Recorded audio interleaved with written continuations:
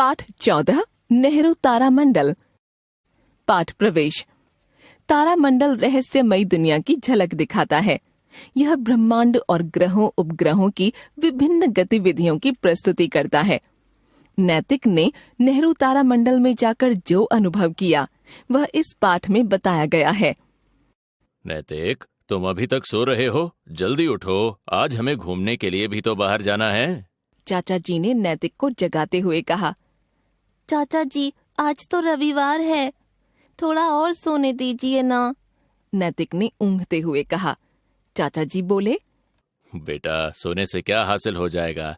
अगर समय पर उठ गए तो तुम्हें ब्रह्मांड, तारे, उल्का आदि के बारे में जानकारी मिल जाएगी। नैतिक की नींद तुरंत भाग गई। हम कहाँ जा रहे हैं? चाचा जी ने बताया। नेहरू तारामंडल।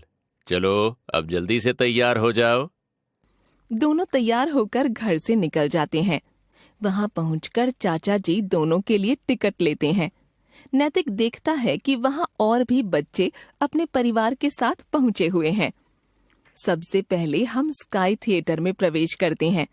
हमें कार्यक्रम देखने के लिए एक चश्मा दिया। इसकी छत अर्धगोलाकार गुंबद जैसी है।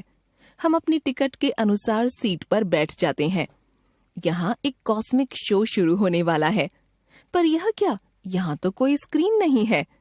फिर कार्यक्रम किस पर दिखाएंगे? थोड़ी ही देर में बत्तियां बुझ जाती हैं। थिएटर के अंदर बिल्कुल अंधेरा हो जाता है। थिएटर की छत अब आकाश जैसी दिखाई देने लगी है। नैतिक हैरान हो जाता है।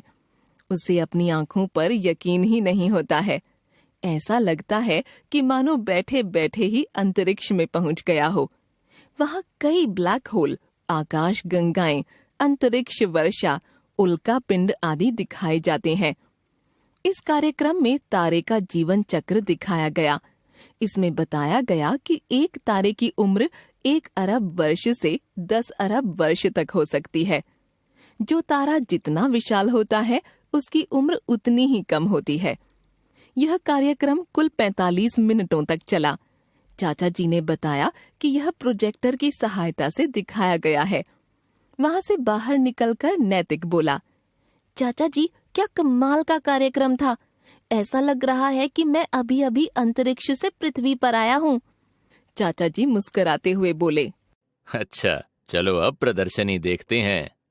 नैतिक ने पूछा, इसमें क्या दिखाया जाएगा? चाचा जी बोले, बेटा, इसमें फोटो और पेंटिंग के माध्यम से ग्रहों के बारे में समझाया गया है। नैतिक को पेंटिंग्स देखकर समझ आता है कि चंद्रमा का अपना कोई प्रकाश नहीं होता।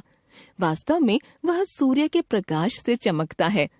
थोड़ी देर में दोनों प्रदर्शनी देखकर बाहर आ जाते हैं। फिर वे एक वजन तौलने वाली मशीन को देखते हैं। यह मशीन बताती है कि यदि हम चंद्रमा या बृहस्पति ग्रह पर जाएं, तो हमारा वजन कितना होगा।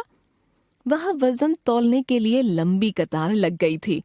वहाँ हमें तारामंडल के एक अन्य आकर्षण के बारे में पता चला। वह था सोयूज T-10 का असली कैप्सूल। यह वही कैप्सूल है जिसमें पहले भारतीय अंतरिक्ष यात्री राकेश शर्मा अंतरिक्ष यात्रा के बाद वापस आए थे। यह देखकर नैतिक अपने मन में अंतरिक्ष यात्री बनने का इरादा मजबूत कर लेता है। बाहर निकलकर देखा तो वहाँ 2-3 दूरबीन रखे हुए थे। नैतिक पूछता है, चाचा जी, इनका क्या प्रयोग है? वे बताते हैं, बेटा, इनका इस्तेमाल सूर्य ग्रहण, चंद्र ग्रहण या अन्य खगोलीय घटनाओं की जांच और प्रदर्शनी के लिए किया जाता है। टीवी या समाचार पत्रों के मुकाबले अपनी आंखों से ऐसी घटनाओं को देखना काफी रोमांचक लगता है। वाह चाचा जी, तो आज हम इससे क्या देखेंगे? नैतिक ने खुशी से उछलते हुए पूछा। वे बताते हैं, बेटा, सूचना तो ये है कि अभी थोड़ी ही देर में उल्का पिंडों की बारिश शुरू होने वाली है। हम ये घटना देखेंगे।